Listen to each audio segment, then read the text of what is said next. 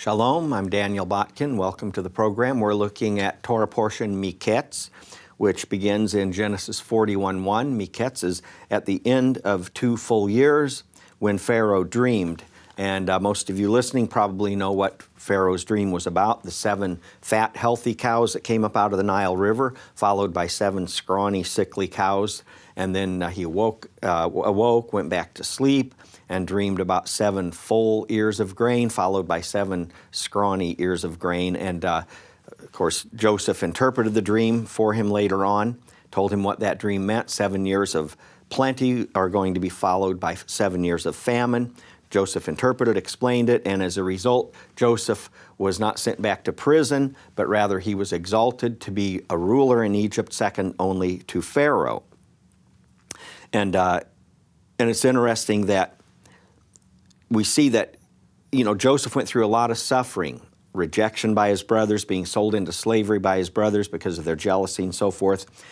And he was in prison. Those 2 full years refers to the 2 years from when he had interpreted the dreams of Pharaoh's butler and baker. And when the butler was restored to his position, Joseph said, when you are restored to your position, mention me to Pharaoh so that I can be brought out of this prison because I was falsely accused. I don't belong here. But the butler forgot until Pharaoh had his dream, and then he remembered, a dream needs to be interpreted. Yes, I remember that Hebrew prisoner that was there. He can interpret your dream, Pharaoh. So that's how Joseph was brought out. But what we see here in the story of Joseph, which, by the way, takes up about 1/3 of the entire book of Genesis, we see in the story of Joseph that God is in charge. We go through sufferings, we go through difficulties and trials, and we think, what's going on? Why does God allow this thing or that thing to happen?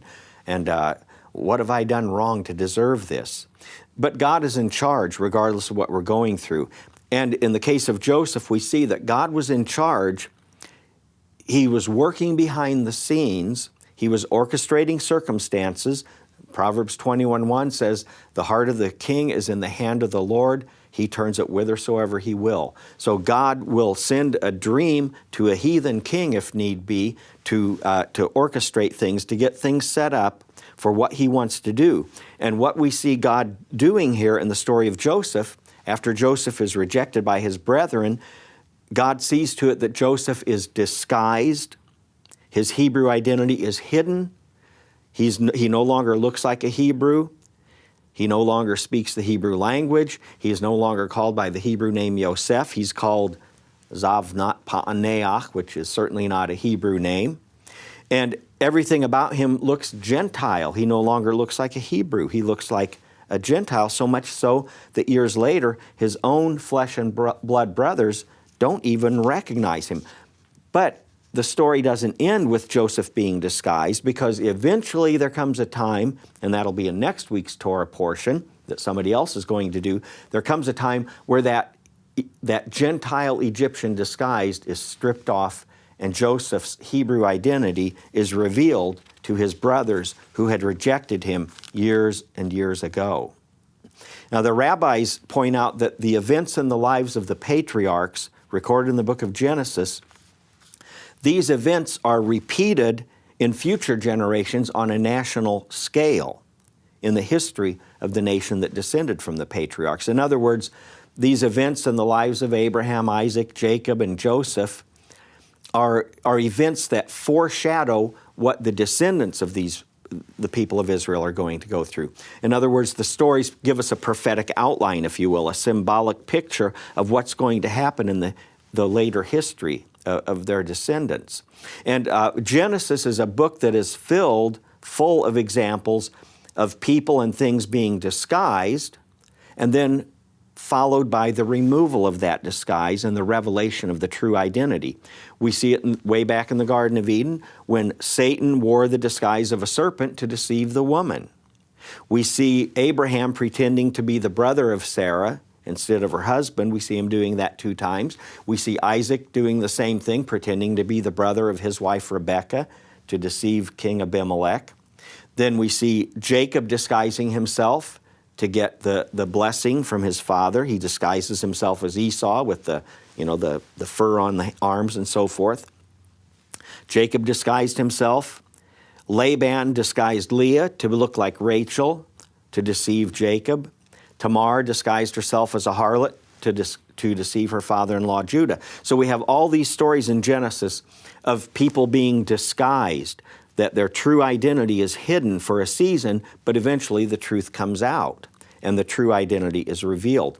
And now this final story in Genesis of someone who is disguised and then revealed, the story of Joseph. And as I said, the story of Joseph takes up about 1/3 of the entire book of Genesis. We have more text about Joseph than we do about Father Abraham. And Christian commentators, of course, have pointed out how the life of Joseph so closely parallels the life of Yeshua, Jesus of Nazareth. You have a story of a young Hebrew who is especially loved by his father, and he's hated and rejected by his brothers. His own flesh and blood brothers are jealous of him, and they reject him. They put him into a pit. They send him away from the house of Israel. He is exiled to live among the Gentiles, and eventually, among the Gentiles, he is received and exalted to be a king, a ruler, as it were. And he is disguised to look like a Gentile. As I said, all the Egyptian stuff, even the name change, disguised so much so that his own Hebrew brothers don't even recognize him. But then after many years, his Gentile disguise is stripped away. His Hebrew identity is revealed, which is in next week's Torah portion. Ani Yosef, I am Joseph, your brother, whom you sold into slavery. And there will come a time in history when Yeshua's Hebrew identity will be revealed to his Jewish kinsmen. Right now, a lot of Jewish people, they look at Jesus of Nazareth and they see the guy looks like a Gentile. He's got a Gentile name, Jesus. If they look at Renaissance art, they're going to see a Gentile-looking guy with the long, flowing, light-colored hair and blue eyes and so forth. And so when we consider how Joseph was disguised, his clothing, he wore the clothing of Egypt. He wasn't dressed like a Hebrew shepherd. He observed some of the customs of Egypt. He wouldn't eat bread with the Hebrews. Remember when his brothers came, he wouldn't eat bread with them.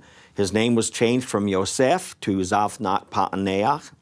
And even the language he spoke, when Joseph's brothers came to get grain and didn't recognize him, he didn't speak to them in Hebrew, because he didn't want to let on who he was. So he used an interpreter. He would speak in Egyptian, and then the interpreter would speak in Hebrew to his brothers, and they would speak in Hebrew to the interpreter. And Joseph understood him, but he would just stand there and let the interpreter then interpret into Egyptian language. And it's interesting how throughout Christian history, Yeshua of Nazareth has been disguised in the same 4 ways. If you go to art museums, I'm an artist. I've been to art museums and looked at a lot of famous paintings in art books and, classes that I took on art history. And, Renaissance art especially, you have a lot of paintings of Jesus. And how many of them do you see where he's wearing a talit with tzitzit? I was an art major, took art history courses, took one whole semester of Renaissance art history. So I saw a lot of paintings of Jesus Christ, and I only remember seeing one painting where he was wearing a talit, and that was painted by a Jewish artist, Marc Chagall.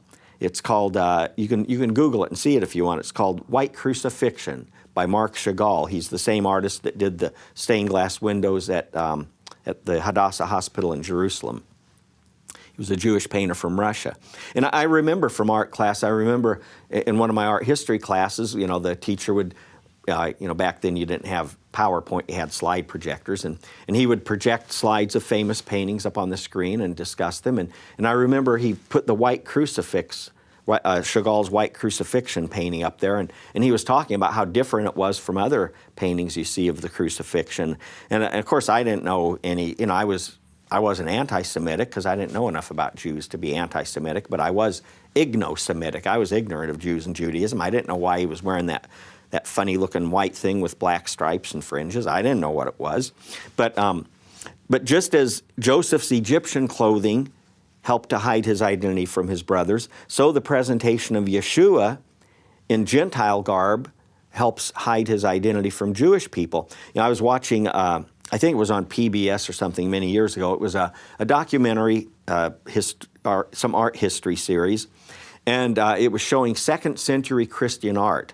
And I specifically remember the narrator, he said, here is a painting of Christ, and here he is clothed in the garb of a Greek philosopher. So even as early as 2nd century art, Yeshua was being portrayed in the garb of a Greek philosopher. So just as Joseph's clothing was changed to look like an Egyptian, Yeshua's clothing was changed in the artwork of Christian artists. And just as Joseph's customs, he observed some of the Egyptian customs, Yeshua's customs, his custom was, he went into the synagogue on the Sabbath day. You know, those were the customs that Yeshua observed, the Hebrew biblical customs.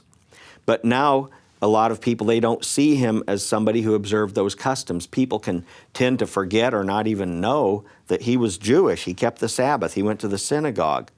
And so just as Joseph's Egyptian customs made his brothers think, well, he's an Egyptian. He won't eat with the Hebrews. He's an Egyptian. He observes the customs of Egypt. So the hiding of Yeshua's Hebrew customs has helped to hide his identity. I remember hearing one Messianic Jewish believer years ago.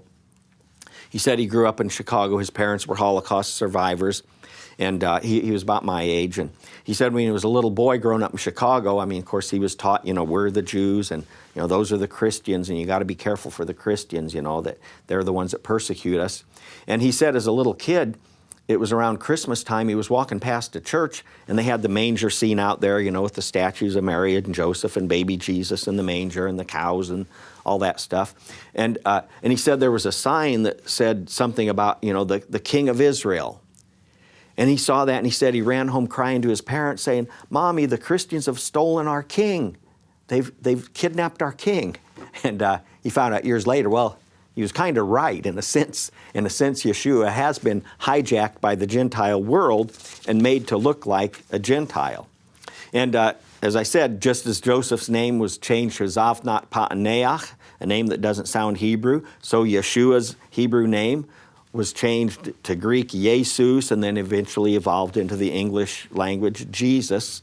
And you know, I don't get bent out of shape if people use the term Jesus. I'm not, you know, I'm not anti-Jesus. I'll even use that form for his name if I'm talking to Christians or if I'm talking to unbelievers, because most unbelievers aren't going to know who I'm talking about if I say Yeshua. But, you know, so there's no malice behind saying the name Jesus. There's no conspiracy behind the Gentilizing of his name. It's just the result of linguistic rules that govern transliteration from Hebrew to Greek and then to Latin or to English or whatever.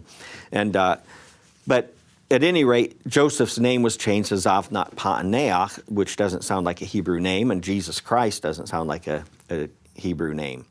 And as I said, the language of Joseph, instead of speaking Hebrew, now he's speaking Egyptian, a Gentile language. And so the good news is that Yeshua is going to speak to his Jewish brothers in the Hebrew tongue as he did to Saul of Tarsus. Remember, he appeared to Saul of Tarsus, and it says that he spoke to him in the Hebrew tongue. And, you know, Paul, I look at Paul's experience on the road to Damascus as kind of a prophetic foreshadow of what I expect to happen on a large national scale when the eyes of the Jewish people as a nation are opened to their Messiah. When Zechariah 12:10 says, they will look upon me whom they pierced and mourn for him as one mourns for an only begotten son. And the reason I believe that Paul's experience on the road to Damascus is a prophetic picture of that is because of what Paul says in 1 Corinthians 15:8. He says, I am the least of the apostles that am not meet to be called an apostle because I persecuted the church of God. And but he says before that, he says, he's talking about, you know, that Yeshua was resurrected, he was seen by James, then all the apostles, and then listen to what he says. And last of all, he was seen of me also as one born out of due time, as one born out of due time. So I believe what Paul is telling us here is that his experience was kind of a premature birth, if you will. It was kind of to serve as a prophetic picture of what's going to happen to the entire nation of the Jewish people when they look upon him whom they pierced. Now, the whole story of Joseph and the story of Yeshua, it's part of God's plan, because it's obvious that it was part of God's plan for Joseph's Hebrew identity to be hidden and then later revealed. And we can say that because after Joseph finally reveals himself to his brothers, he says, Ani Yosef, I am Joseph, your brother. Then he says, don't be hard on yourselves because God sent me here. God meant it, you meant it for evil, but God meant it for good. Joseph makes it very clear. He says, God sent me here. This was part of God's plan to preserve life, because God knew the famine was going to come after the 7 years of plenty. So in preparation for that, God sent Joseph ahead of them. God sent Joseph ahead of them to bring this about. And so when I think about this fact that Joseph, being rejected by his brothers, sent into the Gentile world, where he was later exalted as a great leader,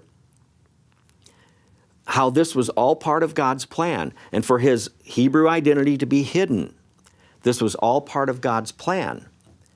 Then we look at the story of Yeshua and see the same pattern here, where he's rejected by his Jewish brothers. I mean, there's always been a remnant of Jewish people that believed him, but for the most part, the leadership rejected him. And now Yeshua has been disguised to look like a Gentile, so that his own Jewish brothers don't recognize him as their Messiah. Was that part of God's plan? Some years ago, I was talking to a young man, and he had been raised in the Worldwide Church of God, and they keep Sabbath and feast days and dietary laws. They follow the Torah much like Messianic people do. He was raised in that as a child, and now he's a young man, and he was a part of some Pentecostal church that doesn't keep Sabbath, doesn't celebrate the feast, doesn't follow dietary laws, and it's a lively group of zealous Christians and so forth, and he was talking to me about how he admitted, he said, I know that we really are supposed to be doing these things, Sabbath and stuff like the Torah stuff like you guys do. He said, I know that that's really what we're supposed to do. He said, but when I look at the Christians, that it looks like God's blessing them, that they seem okay without this stuff. And then he asked me a question. He said, do you think that it's possible that that this was really part of God's plan for the church to shed the Sabbath and the feast days and the dietary laws and stuff like that? Was it possibly actually part of God's plan for the church just to abandon those things, maybe to make it easier for Gentiles to come to faith in Jesus? Is that possible? And I thought, I said, I'm an open-minded guy. I look at Joseph and I say, it was part of God's plan for Joseph to be disguised, to look like a Gentile. And apparently it was part of God's plan for Yeshua to be disguised to look like a Gentile. But I say this, even if it was God's plan, just for the sake of argument, I'm not saying I agree, but if it was part of God's plan for the church to abandon Shabbat and the Moedim and the dietary laws and that stuff, even if it was part of God's plan for Christians to abandon that stuff, it's also part of God's plan to restore those things, to bring those things back. The whole story of the wheat and the tares, that the tares grow up by the wheat and so forth. But it's part of God's plan for Yeshua's Hebrew identity to be restored. And as I said, we're going to see that in next week's Torah portion. Yeshua is going to reveal his Hebrew identity to his Jewish people. Just as Joseph says to his brothers, Ani Yosef, I am Joseph, your brother. There comes a time when the Gentile costume is going to be stripped away and Yeshua is going to be revealed as a Hebrew. And if you know much about the Messianic Jewish movement that started pretty much around 1967, thereabouts. The Messianic Jewish movement, that was the start of Judah drawing near, because next week's Torah portion, next Shabbat, is Vayigash Elav Yehuda, and Judah drew near. That Judah drew near to Joseph. And so there's coming a time when Judah, the people of Judah, the Jewish people, are going to draw near, and they're going to have the Hebrew identity of their Messiah revealed to them. And I believe that the Messianic Jewish movement was just the beginning of Yeshua's Gentile disguise beginning to be stripped away. Just with even things as simple as his name being Yeshua rather than Jesus. And things as simple as thinking of him as a Jewish man wearing a talit rather than, Leonardo da Vinci painting of Jesus sitting at a table like this with his 6 disciples on each side, all on the same side of the table. Like the waiter says, I thought you asked for a table for 26. Well, yeah, but we're all going to sit on the same side. And having bread that doesn't look very unleavened. Just things like that. That people are beginning to see that, hey, Jesus was a Jew. He was not a Gentile. He was not this Gentile Jesus that we've always thought of. He was the Messiah of Israel. His Hebrew identity is being revealed. And another thing that's being revealed is that not only the head, but also the body, the ecclesia, the church, if you will, is Hebrew. Because if the head of the body of Messiah is Jewish, guess what? That makes the body of Messiah. Makes it Hebrew as well.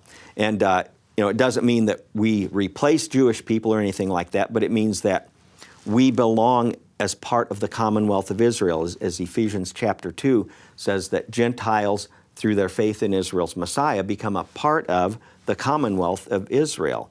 So we need to stop thinking of the church as something separate and distinct from Israel, as two different groups of people, the Gentile church over here, and the Jewish people over here, and Israel over here. No, if you believe in Israel's Messiah, you become a part of the commonwealth of Israel. You are grafted in. And, you can study Ezekiel's 2 sticks, that for Joseph, the stick of Ephraim, and for all the house of Israel, his companions, being put together into one stick with the tribe of the stick for the tribe of Judah, the stick labeled for Judah and for the children of Israel, his companions. So in a corporate collective sense, we too we're in one of those 2 sticks, either the stick of Judah or the stick of Ephraim. And we can say to the Jewish people, just as Joseph said to his brothers, I am Joseph your brother, we can say to Jewish people, I am Joseph your brother, in a sense, because Ephraim was he was a son of Joseph. So even if we are born biologically Gentiles, regardless of genealogy or ancestry, if we believe in Israel's Messiah, then we may not be Messianic Jews, but we can be Messianic Joes, if you will, because Ephraim was the son of Joseph, and so we're part of Joseph's stick, if you will. And unfortunately, many Messianic Jewish brothers don't want to accept this. They want to say that, if you're not a Jew, you shouldn't really be doing Sabbath and stuff like that. That's just for the Jewish people. And I've asked Messianic Jewish friends that that they say, well, some of the Torah commandments are for all believers, whether they're Jews or Gentiles, but some of the Torah commandments are just for the Jewish believers, and Gentiles don't have to do those things. That you Gentiles you're just as well off. You don't have to keep Shabbat. You don't have to celebrate the Moedim. You don't have to follow any dietary laws. You're just as well off in your Sunday churches with your church hog roasts and your Christmas tree and Easter bunnies and stuff. That stuff's okay. But some of the Torah commandments are for all believers. And my question has been, if that's true, if some of the Torah commandments are for all believers, but some are just for Jews and therefore optional for me, how do I, as a non-Jew, determine which Torah commandments the Lord expects me to keep and which ones I can just ignore and label them as Jewish? And furthermore, what is my basis for deciding that? See, these are the questions that our Messianic Jewish brothers need to answer and clarify, because the Scripture talks about one law, that the stranger who comes among you, he follows the same law, and so forth. So we have to, here we have a list of commandments. Go somewhere, for example, Leviticus. Just pull out a random chapter with commandments in Leviticus, and here's a list of commandments, thou shalt not, and look them over and say, okay, which ones are we obligated to do and which ones can we ignore? Who gets to decide? And what is their basis for deciding which commandments we are to keep? So these are some of the questions that need to be dealt with, because if I'm part of Israel, if I believe in Israel's Messiah, then I'm a part of Israel. I'm part of the stick of Ephraim. I'm part of the stick of Joe. I'm a Messianic Joe. If I'm not a Messianic Jew, I'm a Messianic Joe. And if I'm a part of Israel, I don't replace Israel. This is not replacement theology, but it is inclusion theology. It includes Gentiles in that stick of Ephraim, with the companions are mentioned as well. So we're all part of the one body. Ephesians says there's one faith, one body, not two different faiths.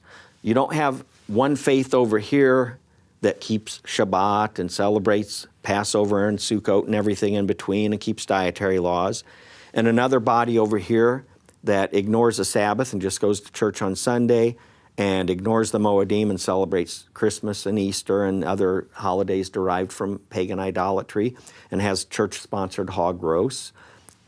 That's not one body. That's not one faith. That's two different things.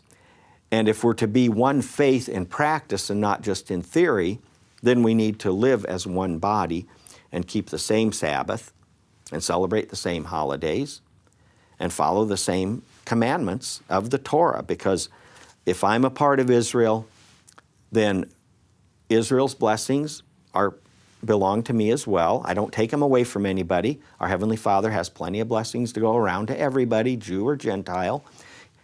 I'm not taking anybody's blessings away. I'm not replacing anybody, but I am included. Israel's blessings are for me as well as for Jewish people, but also Israel's obligations are also upon me, because if I am a part of Israel, that means I'm expected to follow the Torah that God gave to Israel. So I hope this has helped you a little bit with your understanding of the story of Joseph. I hope it's thrown some new light, how this story of Joseph, it's not just dry, dusty history, it's prophecy as well, it's instruction as well, it's encouragement as well, and I hope you've been encouraged. Thank you for your time. Shalom.